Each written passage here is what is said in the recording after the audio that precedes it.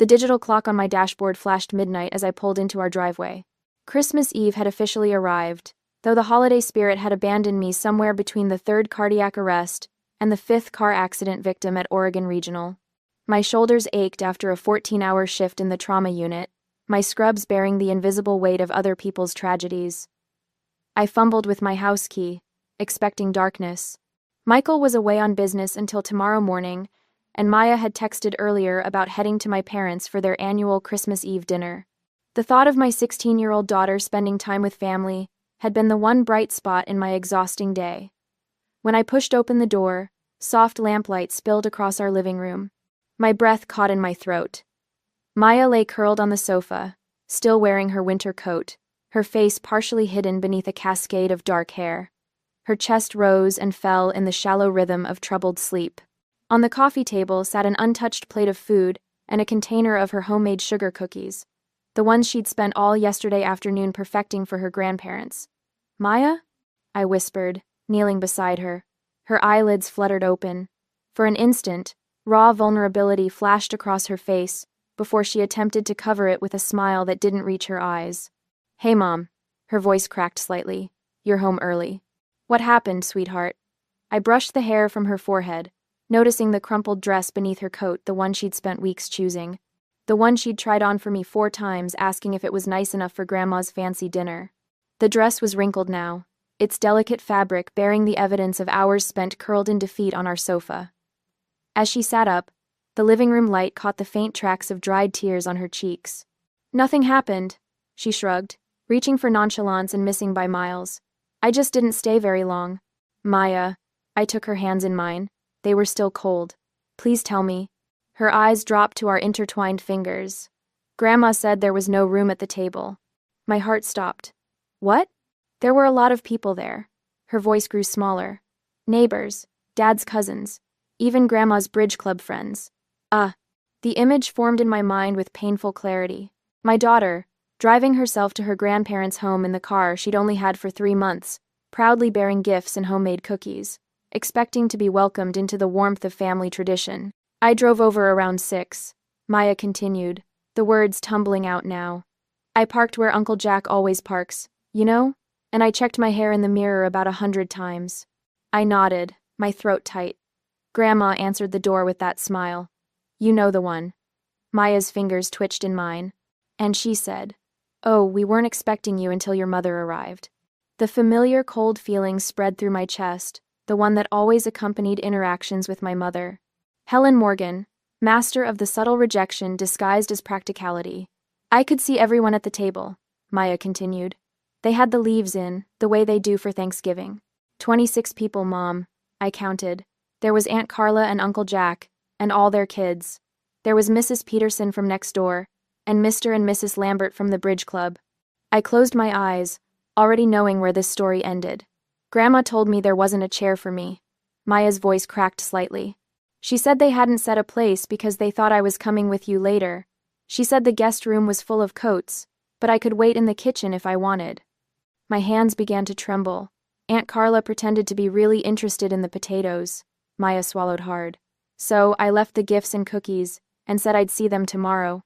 You drove home in the rain." It wasn't a question. "I'd driven through the same storm." Maya nodded. "It wasn't so bad." But it was. It was bad in ways that my 16-year-old shouldn't have to understand yet. The familiar weight of family obligation pressed down on me, the same weight I'd carried since childhood.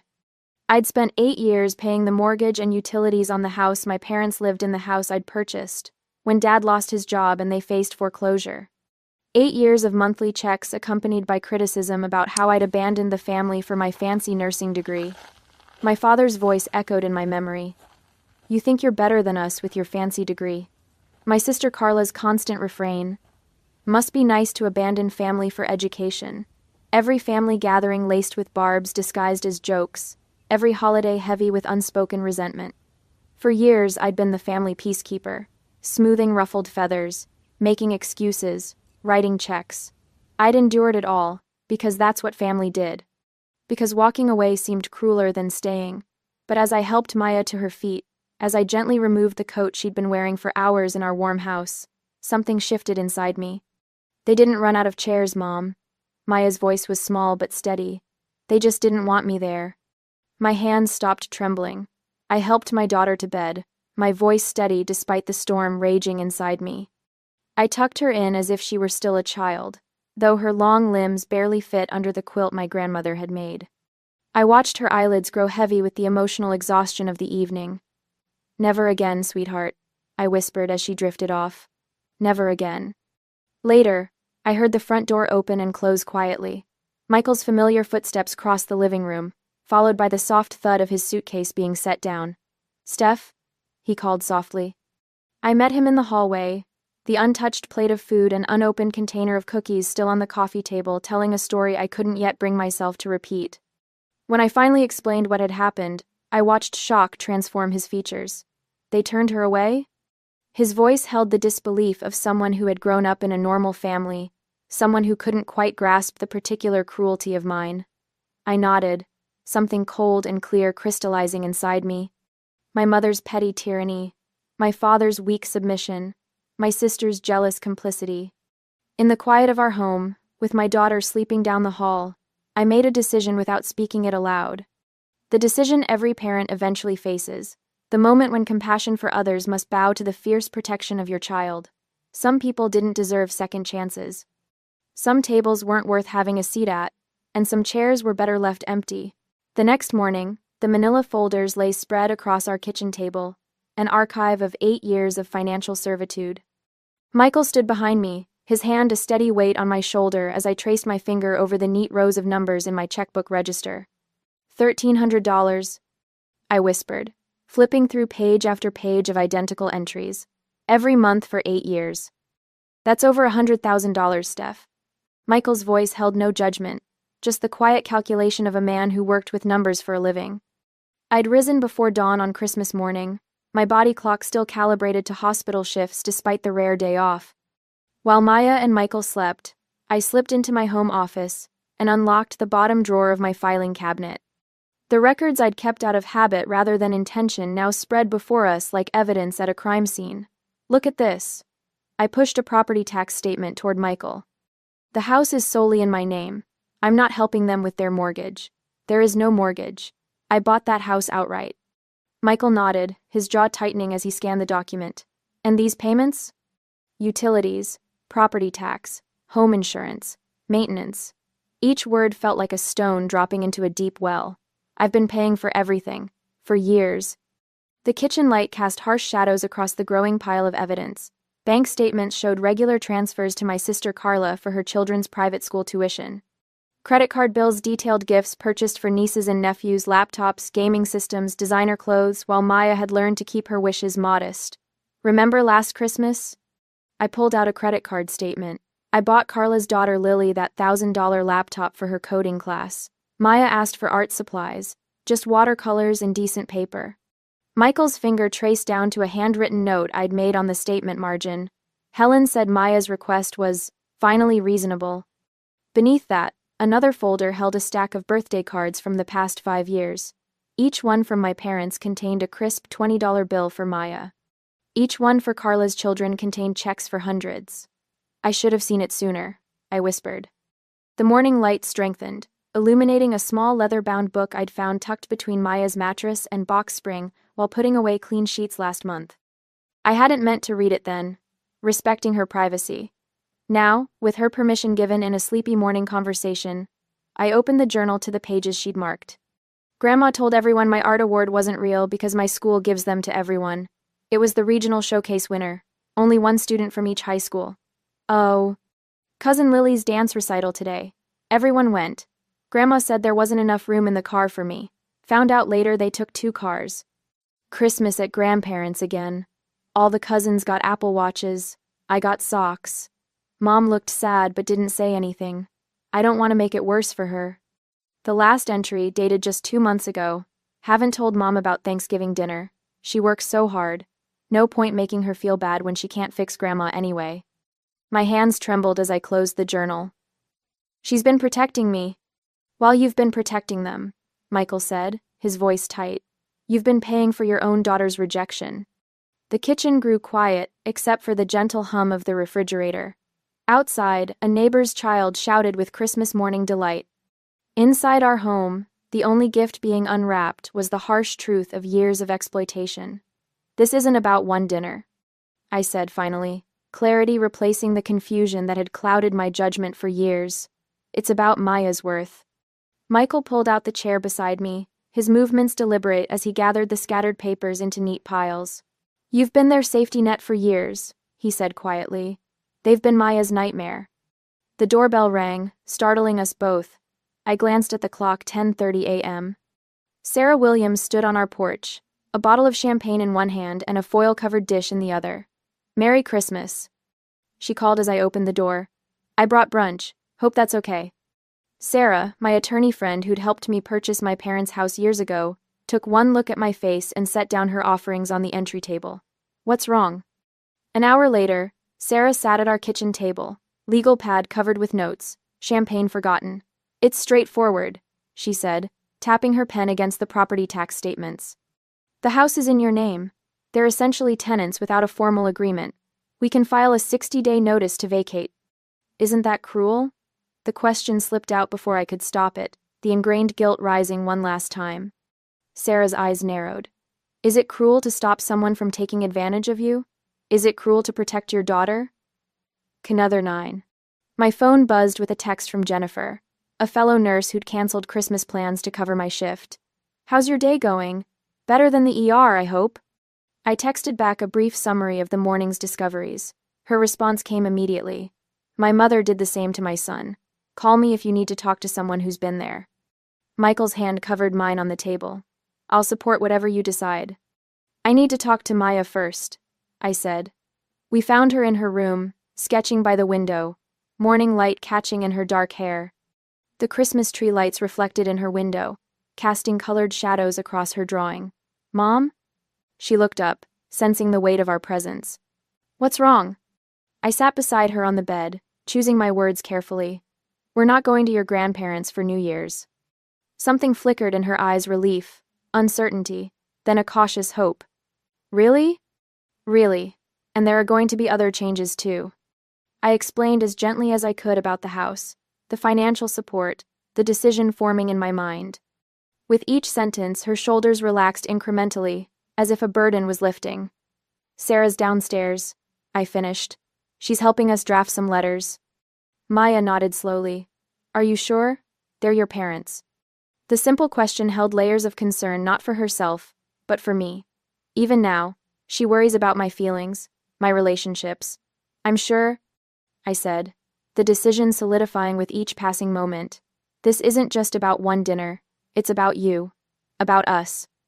Later that evening, after Sarah had gone home promising to return with formal documents, after Jennifer had called offering quiet encouragement and understanding, after Michael had ordered Chinese food because none of us felt like cooking, I sat at the kitchen table again. The eviction notice lay before me, its formal language masking the emotional weight behind each word. 60-day notice to vacate premises. Next to it, a letter terminating financial support, effective immediately. My hand didn't shake as I signed both documents. Michael stood in the doorway watching. "You okay?" "No," I admitted. "But I will be." The weight of years of enabling toxic behavior pressed down on me as I sealed the envelopes. Tomorrow, these will be delivered. Tomorrow, everything will change.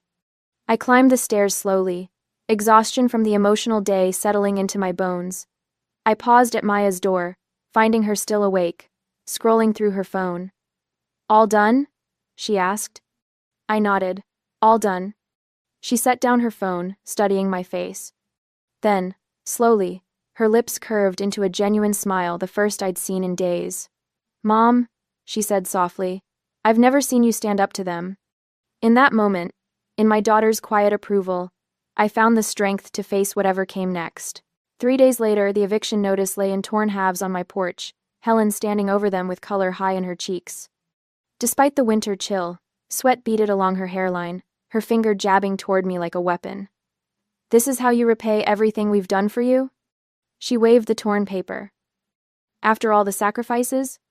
I leaned against the doorframe, surprised by the calm spreading through my chest. The old Stephanie would have rushed to smooth things over, would have felt the familiar twist of guilt in her stomach. But Stephanie had watched her daughter come home alone on Christmas Eve. You'll need to leave the premises within 60 days, as legally required. My voice remained steady. Since you've destroyed the notice, I'll have my attorney send a certified copy. Helen's mouth opened, then closed. This script wasn't following her plan. Lily's robotics camp is next month. She switched tactics, her voice softening. $800. If you'll just handle that, we can forget this nonsense. My sister Carla's daughter, the golden grandchild who never lacked for attention or chairs at family dinners. No. One syllable. So simple, yet it had taken 42 years to find. Helen's mask slipped. You always were a selfish girl, putting yourself above family. Goodbye, Mother. I closed the door on her sputtering rage. Inside, I leaned against the wall, waiting for the familiar flood of guilt that never came. Instead, I picked up my phone and called Sarah Williams, my attorney. We need another eviction notice, certified this time. The voicemails started that evening. Dad's voice carried none of Helen's fire, just a weary disappointment more effective at triggering guilt than my mother's rage had ever been. Stephanie, you're destroying this family over nothing. Your mother is beside herself. Call us back so we can fix this. Nothing. Maya's exclusion was nothing. 8 years of financial support was nothing. I deleted the message. By morning, my phone buzzed with extended family. Uncle Robert asking what this nonsense was about evicting my parents. Aunt Susan, wondering if I was having some kind of breakdown. Cousin Beth, suggesting I speak with my pastor about honoring thy father and mother. Then came Carla's Facebook post, shared by 17 family members before lunch. Prayers needed for my elderly parents facing homelessness because my sister has abandoned her family responsibilities. Some people forget who was there for them when they needed help. The bank manager looked uncomfortable as I sat across from him, requesting the termination of automatic payments to my parents' accounts. These have been set up for 8 years? He asked, scanning the screen. Yes, mortgage, utilities, property tax, and a monthly stipend. I placed my driver's license on the desk. All of it ends today. His fingers tapped across the keyboard. And you're certain? Completely. I met his eyes. I'd also like printed records of all payments made to date. He nodded, clearly relieved I wasn't emotional. People expected tears from women changing long-established financial arrangements. They expected wavering and second-guessing. They didn't expect the calm that comes with absolute clarity. At home that evening, I created a folder on my laptop, documentation. Inside went scanned bank statements, property records, showing my name as sole owner, and screenshots of Carla's posts. I started a new document titled Communication Timeline. Every call, text, and voicemail would be noted. Their tears never stopped them from hurting Maya. The thought appeared in my mind with crystal clarity as I typed. Why should my tears stop me from protecting her? Michael found me in the home office. Printouts spread across the desk. Security cameras arrived, he said, setting a box on the floor. I'll install them tomorrow. I nodded, adding a note to the timeline about Helen's visit. Your mother called my cell, said I needed to control my wife. His laugh held no humor. I told her I've never tried to control you, and I'm not starting now. Said, thank you. I reached for his hand. Stephanie. His voice softened. Are you sure about this? I've never been more sure of anything. I squeezed his fingers. They had 26 people at that table, Michael. 26 people, and no room for Maya. 26 people, and no room for Maya. 3 days later, Helen ambushed me outside the hospital. My night shift had ended at 7 a.m., and I was walking to my car when her voice sliced through the crisp morning air. After all we've done for you. She stood blocking my path, Raymond beside her looking uncomfortable in the harsh fluorescent lights of the parking garage. 2 nurses from my unit slowed their pace, watching with concern. I gave them a small nod to indicate I was okay. What you've done to Maya is unforgivable, I said, keeping my voice measured. 1 dinner. Helen threw her hands up. This is about 1 dinner? You're throwing your parents out on the street because your daughter didn't get special treatment? Special treatment? The words escaped before I could contain them. She's my child, your granddaughter. She drove herself to a family dinner and was told there wasn't room. We didn't expect her until you arrived. There were 26 people at that table. My voice remained steady. Neighbors, bridge club members, everyone but Maya. Helen stepped closer. I have always put this family first. I have sacrificed everything. The house is mine. The bills are ending. Maya deserves better. I moved past them toward my car. Any further communication should go through my attorney. You ungrateful. Helen's voice rose, echoing through the concrete structure. One of the nurses turned back, witnessing Helen's mask slip completely. She's paid your mortgage for 8 years, the nurse called, surprising me. Jennifer, who had listened to more family stories during our breaks than anyone should have to endure. This is a private matter. Helen snapped. Not when you're harassing my colleague in our workplace. Jennifer folded her arms. Later that week, Pastor Thomas called. Your mother spoke at the prayer group, he said carefully. She gave quite a performance. I imagine she did. I wanted you to know I've spoken privately with several members who heard her version of events. His voice was kind but firm. I reminded them that family situations are rarely as simple as they appear from one perspective. Thank you. The lump in my throat caught me by surprise. Boundaries aren't unchristian, Stephanie. Neither is protecting your child. The next morning, Maya's therapist confirmed what I already suspected. This exclusion pattern shows clear intentionality. Dr. Winters said. It's not accidental, and it's having a significant psychological impact on Maya's sense of belonging and self-worth. I nodded, adding her assessment to my growing documentation. Day 35 brought the moment that shifted everything. The process server delivered the certified eviction notice, not to my parents' home, but to the family Sunday dinner I knew they'd be attending at Carla's house. A calculated decision that I didn't regret. Within hours, my phone lit up with a call from cousin Martha. They're living in your house? All these years? Her voice was stunned. Helen told everyone you were helping with a few bills, because Raymond had been so generous with your college tuition. And ever proceed? Dad lost his job. They were facing foreclosure. I bought the house and let them stay in it. Good Lord. Martha's voice dropped. And you've been paying everything? Mortgage? Utilities? For 8 years. Silence stretched between us. Martha, they told Maya there wasn't room at the table on Christmas Eve.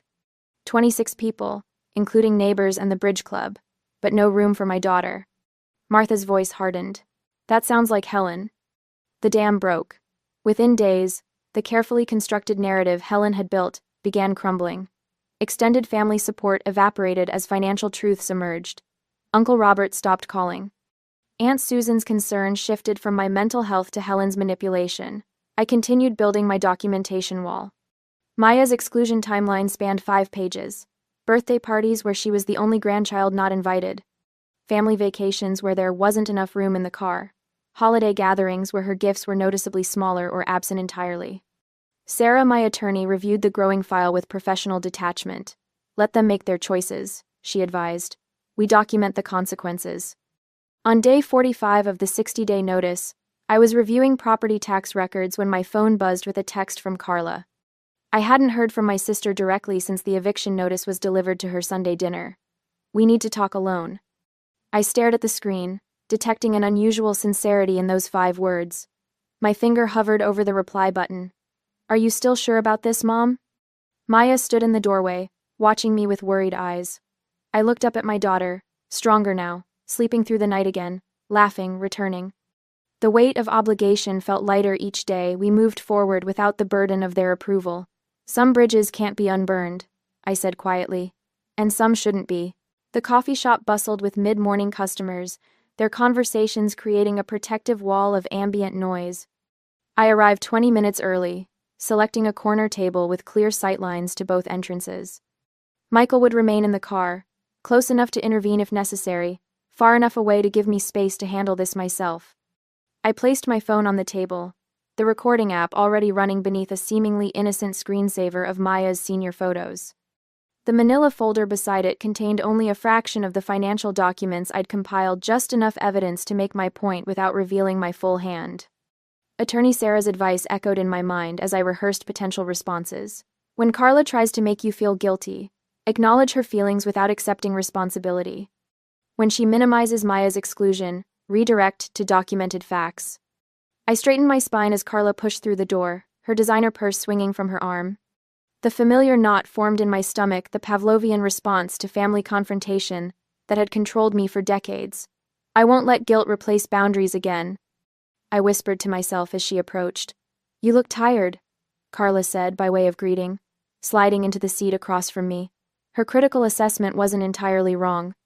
All these days of standing firm against escalating family pressure had taken its toll. How are you, Carla? I kept my voice neutral, noting how she immediately scanned the folder on the table. This family situation is breaking Mom's heart, she replied, stirring her coffee with unnecessary vigor. We need to stick together, Stephanie. That's what family does. I waited, letting silence do the work. They don't believe you're really going through with the eviction. Carla continued, lowering her voice. Mom keeps saying you'll come to your senses before the deadline. Have they started packing? I asked, already knowing the answer. Carla's gaze dropped to her cup. It's hard for them at their age. They've lived there for 8 years. In a house I've paid for, I reminded her gently. They've had 45 days to make arrangements. Where will they go? Her voice pitched higher. The familiar guilt strategy. Dad's arthritis is worse, and you know Mom can't handle stairs anymore. I took a deliberate sip of water, letting the coolness steady me. Their housing isn't my responsibility anymore. Maya can have a seat next time, Carla blurted, leaning forward. If you'll just stop this madness, we'll make sure she's included. I promise. The rehearsed line I'd prepared evaporated as white-hot anger flashed through me. I reached into the folder and slid a single page across the table. This is a timeline of every time Maya was excluded from family events over the past 3 years. I said quietly. Different occasions, Carla. Birthdays, holidays, weekend barbecues. Thanks for watching. She glanced at the paper without touching it. Did you ever once stand up for her? I asked. The question hung between us. Carla's silence is more damning than any excuse she might have offered. The eviction stands, I said, my voice steadier than I'd expected. The financial support ends. You can't just... Their emergency doesn't constitute my crisis, I interrupted. The phrase borrowed from my session with Pastor Thomas last week. Not anymore. Carla's face flushed. So that's it? 30 years of family ties severed because Maya got her feelings hurt at Christmas? I closed the folder without responding to her bait, leaving my coffee untouched as I stood. Maya is my family. I chose her. I am Maya. The 15-minute drive home passed in silence, Michael's hand occasionally squeezing mine at stoplights. You did the right thing, he said as we pulled into our driveway. The simple validation nearly undid me after years of questioning my every decision, Sarah called. He added. She confirmed they haven't filed any challenges to the eviction. Legally, there's nothing they can do at this point. I nodded, the tension in my shoulders easing slightly. Pastor Thomas left a message too. He's offered to help them find alternative housing. Without you financing it, Michael clarified, his protective instinct evident. Without me financing it, I agreed. Jennifer from work had promised to come by that evening, another unexpected ally who'd emerged when I'd finally allowed myself to be vulnerable about my family situation. You're not alone in this, she'd told me, sharing her own story of establishing boundaries with toxic relatives. Maya's bedroom door stood open as we passed, her therapist's latest art project spread across her desk. The colorful family tree she'd created showed only branches that nourished her Michael and me at the trunk, friends and supportive relatives flourishing above. The barren limbs representing Helen, Raymond, and Carla had been deliberately left without leaves. The first cracks in the family unity appeared 3 days later, when Helen called to offer partial rent payments if the eviction could be postponed indefinitely. I'm Sierra. Wow. The first cracks in the family unity. I'm not your landlord, I replied calmly. I'm selling the property. And... Raymond reached out separately that same evening, the first acknowledgement of wrongdoing in his stumbling message. We might have been too harsh on the girl, he admitted, as if minimizing the years of exclusion might soften my resolve. Through Michael's cousin, who still spoke with Carla's husband, we learned they were arguing about the possibility of Helen and Raymond moving in with them, a prospect neither welcomed. When Helen's rental applications were rejected due to poor credit, her panic manifested in increasingly desperate calls that I let go to voicemail. The family that had seemed so formidable was fracturing under the weight of impending homelessness. I was reviewing hospital schedules in our home office, when the doorbell rang unexpectedly. Through the security camera Michael had installed, I saw Carla standing alone on our porch, shoulders hunched against the spring rain.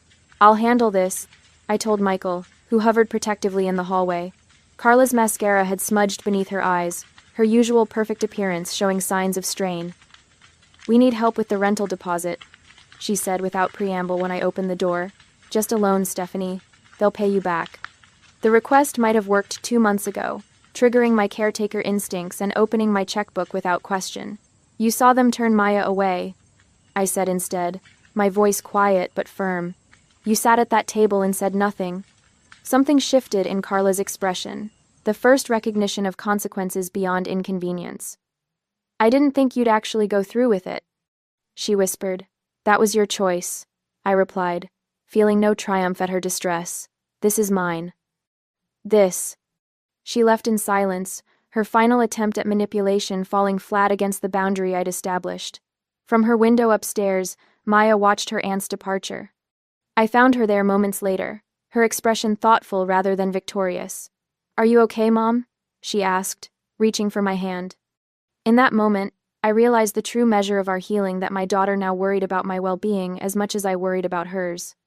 The knowledge strengthened my resolve even as it softened my heart. "I'm better than okay," I told her, and for the first time in months, it wasn't a lie. Day 58 arrived with the inevitability of a ticking clock. I stood at my living room window, watching 6 cars pull into our driveway one after another. The family intervention my mother had orchestrated unfolded with military precision, just as I'd expected. "They're all here." I called to Michael, who was helping Maya with her calculus homework at the kitchen table. Michael looked up, his expression calm but resolute. "Right on schedule." I smoothed my hands over my cardigan, steadying the slight tremble in my fingers. 2 days before the eviction deadline, Helen had pulled out her final weapon, the extended family. The doorbell rang. I opened it, to find my mother, surrounded by a semicircle of relatives: Aunt Louise, Uncle Thomas, cousins Brenda and Patrick, and my father's brother Frank with his wife Dorothy. Helen's eyes were already glistening with rehearsed tears. "We need to talk as a family," she announced, pushing past me without waiting for an invitation. They filed in, faces wearing identical masks of concern. Michael and Maya joined me in the living room as our uninvited guests arranged themselves on our furniture like a jury. "Stephanie," my father began, his voice carrying the practiced cadence of a prepared speech. "The Bible tells us to honor thy father and mother. Have you forgotten that commandment?" I met his gaze steadily. 8 years of mortgage payments had purchased me the right to this moment. "We're not here to judge," Aunt Louise added, though her tone suggested otherwise. "But your parents are in their 70s. Do you want them dying on the streets because you've had some misunderstanding?" Helen dabbed at her eyes with a tissue. "I never meant to hurt anyone," she whispered. "There must have been some confusion about Christmas Eve." Maya shifted uncomfortably beside me on the sofa. I felt her tense when Helen looked directly at her. "Think about Maya's reputation in the family," Helen said softly, her voice laced with subtle threat. "She'll be known as the reason her grandparents lost their home. Is that what you want for her?" I placed my hand over Maya's. Her fingers were cold. The pressure had been building steadily since the eviction notice. Pastor Thomas had called 3 times, urging Christian reconciliation. Church members phoned with thinly veiled concerns. Yesterday, my supervisor had mentioned my family situation was causing workplace tension after Helen had called the hospital in tears. An anonymous letter had appeared in our mailbox, suggesting an elder abuse investigation was possible. The extended family hinted at financial exploitation since my name was on the deed, but I was forcing elderly relatives into homelessness. Even Michael hadn't been spared. Frank had cornered him at the hardware store, asking pointed questions about controlling his wife's decisions. "Maybe we should let them stay until they find someplace," Maya whispered when the family broke into smaller conversations. "Just until they have something lined up." My heart twisted. After everything, Maya's capacity for compassion remained intact. It was both her greatest strength and what Helen had exploited for years. One more month, I found myself thinking, just to make the transition smoother. Michael caught my eye from across the room. His slight headshake reminded me of our late-night conversation when I'd nearly broken 2 weeks earlier. "This pattern doesn't end with extensions," he'd said then. "It's not 1 more month. It's the rest of our lives." Later that evening, after our unwanted guests had departed with promises to pray for our hearts to soften, I sat with Maya on her bed. "Is it cruel to make them leave?" she asked, twisting her comforter between her fingers. I chose my words carefully. There's a difference between boundaries and cruelty. Boundaries protect us from harm. Cruelty aims to cause pain. But they'll have nowhere to go. They've had 60 days to find somewhere. They have savings, social security, and your Aunt Carla's home has 3 empty bedrooms. I took Maya's hands in mine. They're counting on you giving in. That's why they brought up your reputation. They know your kindness is their best weapon against us. Understanding dawned in Maya's eyes. Like Christmas Eve, when Grandma said there was no room, there were empty chairs at the end of the table. Exactly like that. The final day arrived with strange calm. Michael, Maya, and I sat in the living room as the security cameras showed Helen and Raymond pulling into the driveway in their Buick, followed by a small rental truck. No sign of Carla. She'd stopped speaking to our parents after they'd tried moving into her home last week. I'd prepared for every contingency. Sarah, my attorney, stood discreetly in the kitchen, reviewing final paperwork. A process server waited in his car down the street, in case Helen refused to sign the property release. The property manager I'd hired was conducting a walkthrough, documenting the condition of the house for legal purposes. The doorbell rang at exactly noon. Helen's face hardened when she saw the clipboard in my hands. "After everything we've done for you," she hissed. I felt Maya stiffen beside me, but her voice remained steady. "Would you like some water before you start loading the truck? It's warm today." Helen ignored her. "This is your last chance to be reasonable, Stephanie." I handed her the property release forms. "I'm not doing this to you," I said evenly. "I'm doing this for Maya." Something shifted in my father's expression, a flicker of recognition I'd never seen before. "We should have treated the girl better," he said quietly, not to me, but to Helen. "We shouldn't have kept her waiting in the kitchen that night." It was the closest thing to a genuine apology I'd ever heard from him. Helen snatched the papers from my hands, signing with angry strokes before thrusting the clipboard back at me. "You'll regret this when we're gone," she said, voice trembling with rage rather than tears for once. I took the keys she held out. "I already regret the years I let you hurt my daughter." The loading process took less than 2 hours. Helen and Raymond had accumulated surprisingly few possessions in the 8 years they'd lived in my house. Most of the furniture belonged to the property, purchased by me when they'd moved in with nothing to sit on. Michael helped carry the heavier items, despite Helen's cold silence. Maya wrapped fragile photographs in the newspaper without being asked. I stood in the doorway, watching the family power dynamics shatter with each box loaded into the truck. Their new address was listed on the rental agreement, a cramped 1-bedroom apartment in a building with peeling paint across town. When I drove by yesterday, an eviction notice had been posted on the door of Unit 3C. They'd already found new landlords to manipulate. The extended family who'd arrived in force for the intervention were notably absent today. Reality had finally penetrated the fog of Helen's manipulations. 8 years of financial support ending, 60 days of warning ignored. The consequences now are impossible to avoid. There were no dramatic scenes, no shouting matches. Just the quiet finality of closing doors and signed documents. I stood in the doorway with Maya and Michael as the rental truck pulled away, followed by my parents' Buick. Helen didn't look back. Raymond lifted his hand in a brief, uncertain wave. When they disappeared around the corner, I closed the door with a soft click, the symbolic sound of one chapter ending. The next morning, Maya found me in the kitchen, concern etched across her features. "There's a for sale sign in the yard," she said. "Are we moving because of them?" I pulled her into a hug. "We're moving forward, not away." My phone buzzed with a notification, a blocked number leaving a voicemail. Helen, most likely, with one final attempt to regain control. I held my finger over the delete button, considering. "Some messages don't deserve to be heard," I said, pressing delete before the red badge could tempt me into listening. The message vanished, along with the last of my guilt. The morning sun streams through our bay windows, casting golden rectangles across the dining table where college brochures fan out like a paper garden. Maya's fingertips trace the embossed logo of her top choice, while Michael refills our coffee cups. 2 years have transformed our lives completely. "Oregon State has that environmental science program I told you about," Maya says, tucking a strand of hair behind her ear. The dark shadows that once lived beneath her eyes have vanished, replaced by a quiet confidence that makes my heart swell. I study the photographs lining our hallway. Maya at her science fair victory, her hiking trip with friends, her smiling face receiving her acceptance letter. Each image captures the steady rebuilding of her spirit, brick by brick, smile by smile.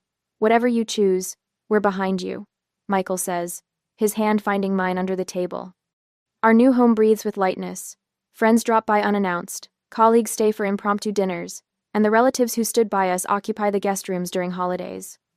There's a peace here that feels both earned and natural, like we've finally found our proper altitude after years of struggling to breathe.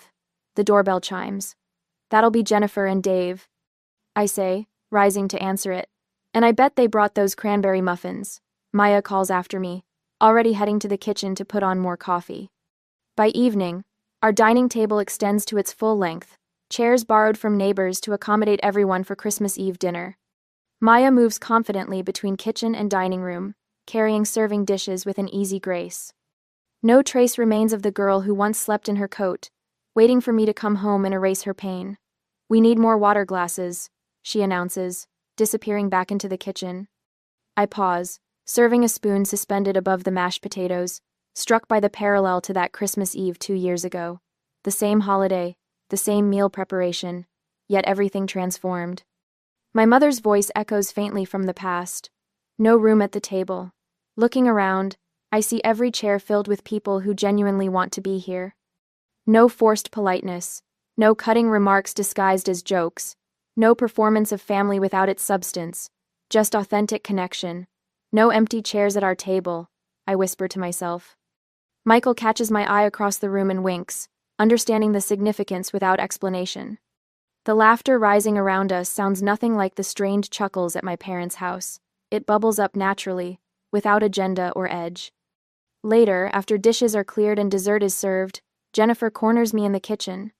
The young nurse reminds me of myself 10 years ago. Overworked, eager to please, and drowning in family expectations. My brother's been living in my spare bedroom for 8 months. She confides, voice low. He hasn't looked for work, criticizes everything I do, and my parents say I'm selfish for wanting my space back. I rinse cranberry sauce from a serving bowl, considering her words. Your peace matters too, I tell her gently. Sometimes the kindest thing is a boundary. Maya appears in the doorway, catching the tail end of our conversation. Mom helped me understand something important, she adds, sliding next to me at the sink. Letting someone take advantage of you isn't doing them a favor. It just teaches them that using people works. So, Jennifer's eyes fill with grateful tears. But how do you actually do it? Set the boundary, I mean. Start by believing you deserve it, I answer, with no trace of uncertainty in my voice. My phone buzzes in my pocket, a blocked number. I pull it out, glimpse the first words of a text. Hope you're proud of what you've done. Without reading further, I delete the message. No spike of anxiety follows, no gnawing guilt, just peaceful dismissal of someone else's attempt to reassert control. Maya rushes back into the kitchen, clutching an envelope. Mom, it came early, my acceptance letter. I pull her into an embrace, feeling the solid presence of the young woman she's become. Her resilience humbles me daily. Her capacity for joy despite everything amazes me. The next morning, Maya packs an overnight bag for her campus visit weekend. The hesitant girl of 2 years ago has transformed into someone who looks forward rather than back. I slip a framed photograph into her suitcase when she steps into the bathroom. Our chosen family gathered around last Thanksgiving's table, faces bright with genuine connection. Remember who truly loves you, I whisper when she discovers it. Before she leaves, I make one final entry in the journal I've kept since that fateful Christmas Eve. They said there was no room for my daughter at the table. Now, there's no room left in our lives for cruelty. We stand together in the doorway, mother and daughter silhouetted against the winter sunshine, stepping forward together into light.